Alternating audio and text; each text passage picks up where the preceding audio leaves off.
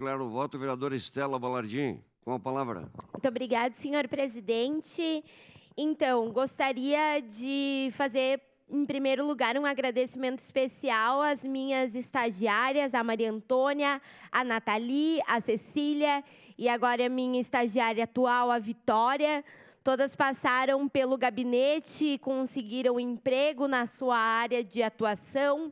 Tenho muito orgulho delas e sei o trabalho que elas desempenharam ali dentro, todas com muito empenho, com muita dedicação. A gente sabe a importância que elas têm para dentro dos nossos gabinetes e em todo o restante dessa casa legislativa, a importância que elas têm para o trabalho dentro da Câmara de Vereadores.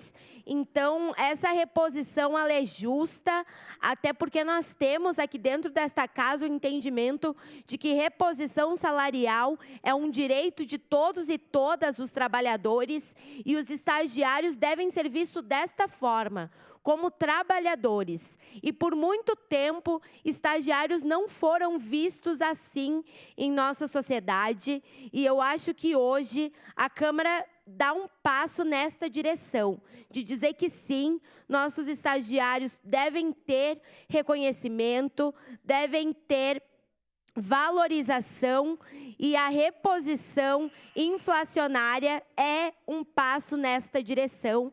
Então, parabéns a todos os estagiários e com toda certeza votarei favorável. Tenho certeza que os nobres pares também votarão, porque é algo justo e um direito deles e pelo trabalho que eles desempenham aqui dentro desta Casa Legislativa. Muito obrigado, senhor presidente.